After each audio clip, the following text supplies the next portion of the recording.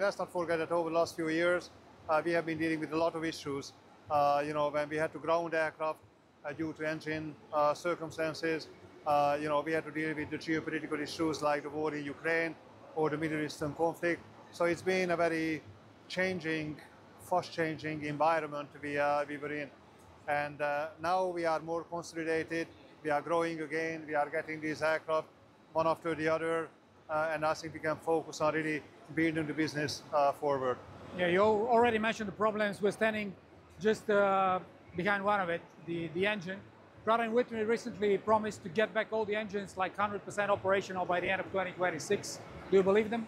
No, it's not going to happen 2026, but I think it can happen until the end of 2027. I would believe that. How happy are you with this aircraft? Because now you're transitioning the whole fleet to A321s. Is there an inherited risk of having a single type fleet of such a large aircraft for short haul and medium haul routes? Look, I mean, of course, there is always a risk. Yeah. But if you are operating a mixed fleet of aircraft, you have the risk of too much cost, too many complexities in the systems. I mean, if you look around in the world, there are a number of successful airlines with a single aircraft type, what they operate, and I think this is the strategy what we are pursuing.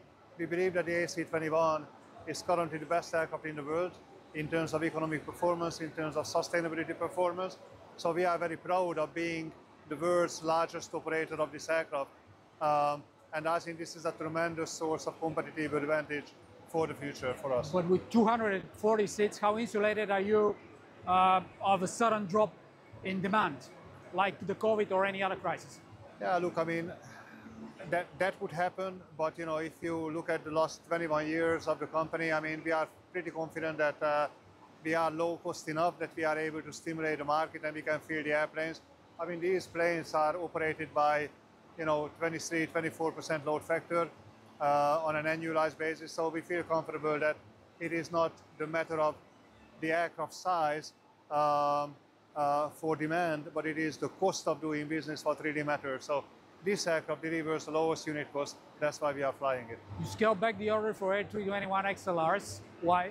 Yeah, because of the engine exposure. So the A321 XLR would have exposed us to more hot and harsh operations, which we can do given where the engines are. Hot and harsh operations eat the engines 3 times faster.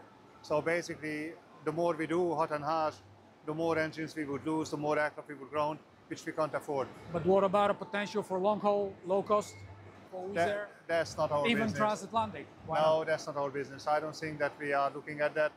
We want to do very well what we are good at, flying people from A to B in Europe. Last question. You just recently announced kind of a business class. Is that drifting away from the ULCC model and looking more towards like carriers like JetBlue, for example? No, I wouldn't put it that way. I mean, I think it is more of a reflection of understanding the different segments of customers we are flying, that we are no longer just an airline flying, workers from Central and Eastern Europe to Western Europe. We are flying a lot of leisure customers, inbound, outbound, and even business customers. And this is just an opportunity, I think, to better meet the needs of a segment. Yeah. And this is a very small kind of a variation to what we used to be doing. But we are not changing anything in the aircraft. Same seats remain, same products remain. It's just positioning this value slightly differently to better meet the needs of customers. And loyalty programs, attracting more customers? We have a lot of loyalty type of programs. We have the Wizz Discount Club, or you can fly. So we are trying to create more variations of loyalty depending on your interest, depending on your needs. Thank you so much. Thanks a lot. Thank you.